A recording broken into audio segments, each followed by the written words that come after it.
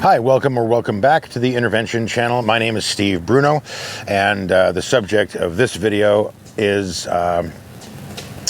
it's called The 3 Reasons for Relapse. And of course, there are more than 3 reasons, but I'm going to cover the main reasons that people relapse after treatment. And this is, as an interventionist, I am not only called to help people in their first attempt at treatment, but I'm also called to help people in their 7th attempt at treatment. I made 7, some people have up to 9.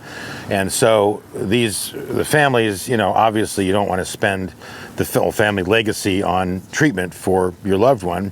And there are some very simple ways to avoid this, albeit difficult to face for some, and I'll just cover the most difficult one right up front,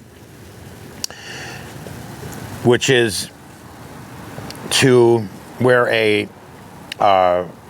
family members, specifically parents, will pay. So the person graduates right from the program, they're doing really well, they look good, they're healthy again, they're happy, they're in communication, they're winning again, they're doing stuff. And so mom and dad, and then the person says, almost like putting a gun to his head. I mean, and this is just one of the most insidious ways that relapses occur, because it's all good intentions on the part of the family, and it's all well-meaning typically on the part of the addict, although it is a remnant of lack of responsibility or making others responsible or being a victim of things, to say, well, I'm doing so well, could you please just help me with my rent for a while? And families will often offer this unprompted. They'll say, well, Billy is doing so well, I think we should give him some money for rent, maybe buy him a car. We can cover his bills for a while he gets his feet on the ground. This is sobriety suicide. And the reason is not always known, but it's fairly simple.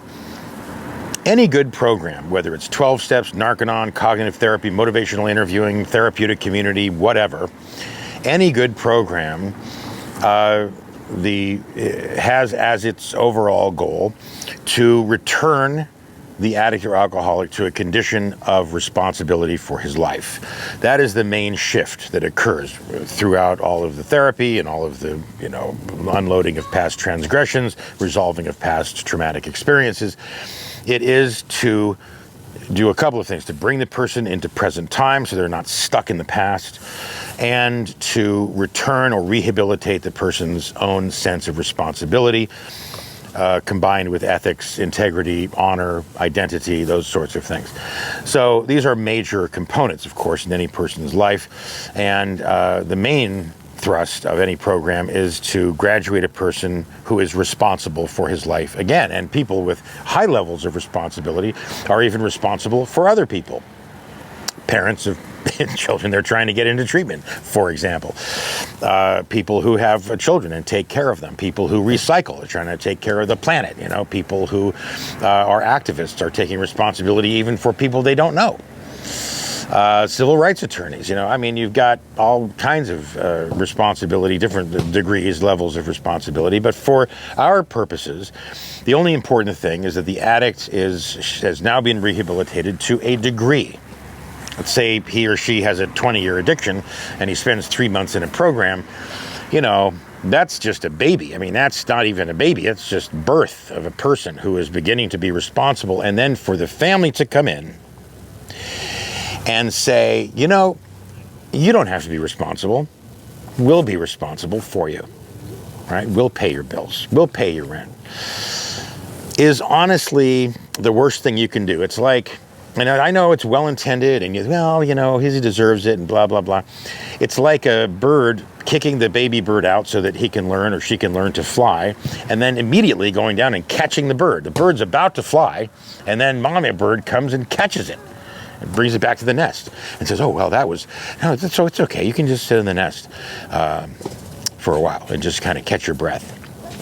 You end up with a grown bird who can't fly.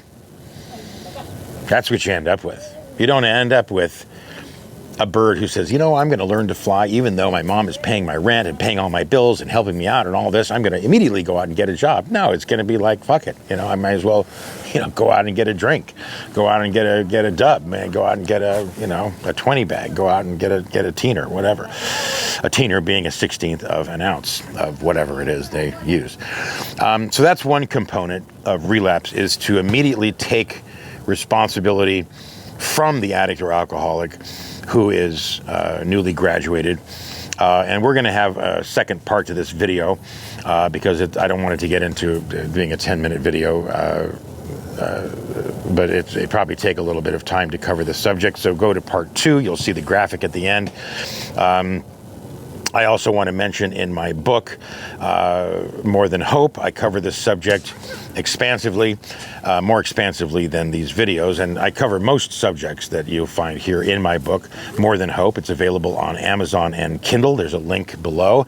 There's also a link to my website, stevebruno.com. You can go there and read about me. I've got a blog there and some different things. And I have a contact form. You can fill out the contact form, ask me a question directly. You can also ask me questions in the contact form, in the comments section, which is below, and that way everybody can see the answer. And then you can also call me, write to me, free consultations, no problem there. And click next and watch some more videos on this. Part 2 will come up on the graphic that's coming up. Subscribe, certainly if you're a professional. You're going to want to subscribe. I have brand new videos coming up, interviews, all kinds of exciting things happening on the Intervention Channel. And thank you for watching the Intervention Channel. I'm Steve Bruno. Okay, and you'll be seeing me on part 2 of the reasons for relapse, the 3 main reasons for relapse. And thank you again for watching the Intervention Channel. And you'll see me there. Okay, thanks again for watching.